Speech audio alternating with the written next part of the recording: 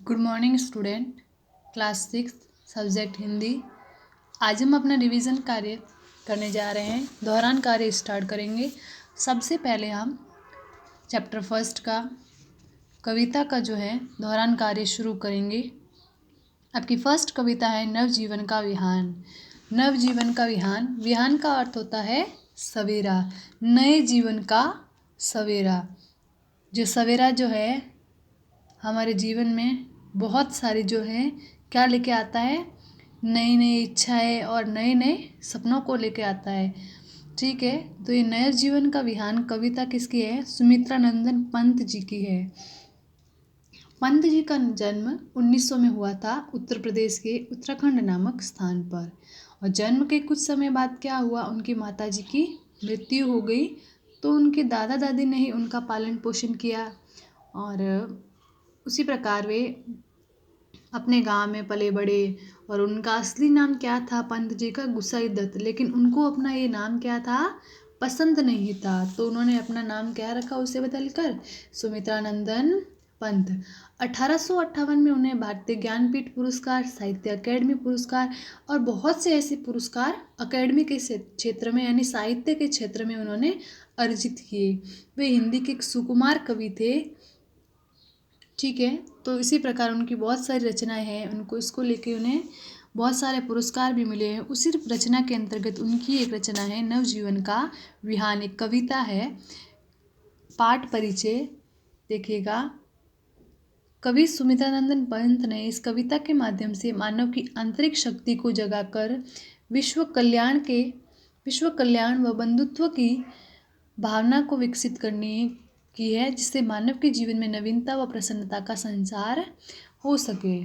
सुमित्रानंदन पंत ने इस कविता के माध्यम से क्या किया है, मानव के मन में जो आंतरिक शक्ति है, आंतरिक शक्ति को जगाना और विश्व कल्याण के बारे में सोचकर बंधुत्व की भावना को विकसित करना और विश्व कल्याण और मानव हित के भले के लिए काम करना, जिससे कि सभी के जीवन में प्रसन्नता और खुशहाली आ सके।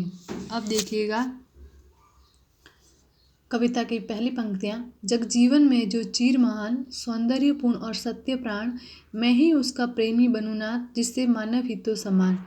जगजीवन यानी संसार में, और चीर महान का मतलब होता है जो हमेशा सत्य पर आधारित हो और संपूर्ण मानव के हित के बारे में सोचकर जो मनुष्य काम करता हो उन्हें चीर महान कहा गया है।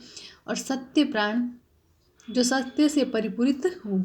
जगजीवन में हे ईश्वर, इस संसार में जो चीर महान है, जो कि हमेशा सत्य पर आधारित है, सत्य बोलता हो, संपूर्ण मानव हित के बारे में सोचता हो, ऐसे इंसान का मैं जो सौंदर्यपूर्ण और सत्य से प्राण, जो सौंदर्य से परिपूर्ण और सत्य में विश्वास करता हो, मैं उसका प्रेमी बनूँ नाथ, जिससे मानव हित सो समा। हे ईश्वर, मैं उस सत्य प्राणी का प्रेमी बनना चाहता हूँ जो किसके बारे में सोचता हो, संपूर्ण मानव हित के बारे में सोचता हो, जिससे किसका हित हो, मानव का हित हो, सभी मानव जाति का समान रूप से हित हो,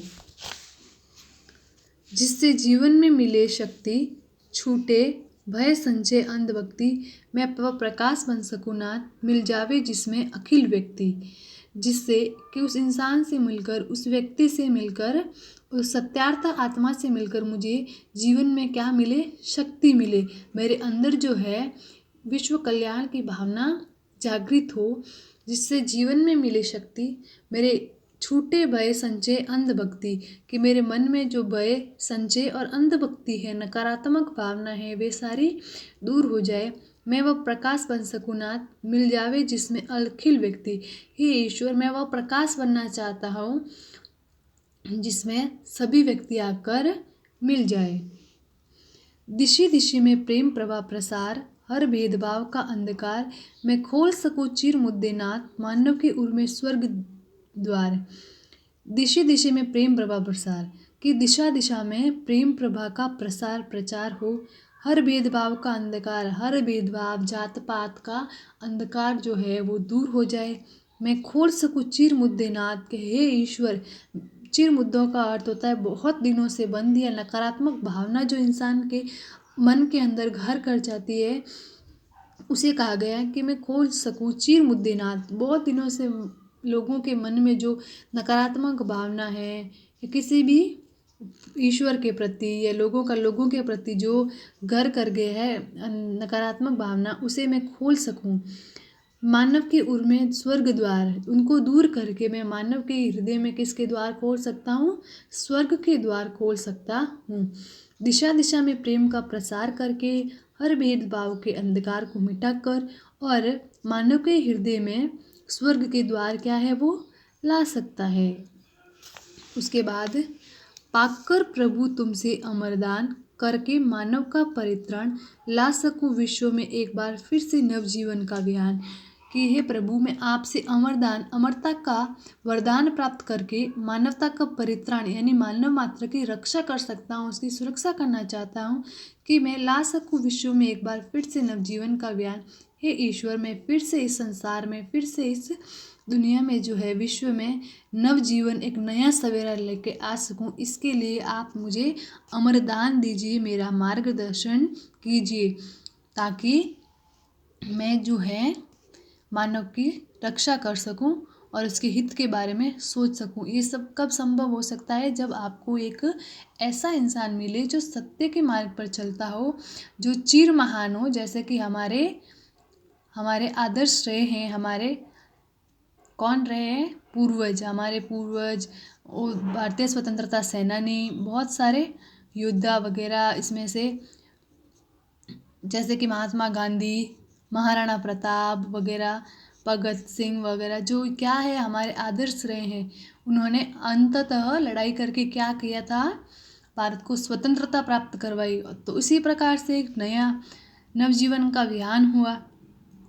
तो अब जो है संसार को विश्व कल्याण के बारे में सोचकर मानव जीवन का परित्राण कैसे हो सकता है?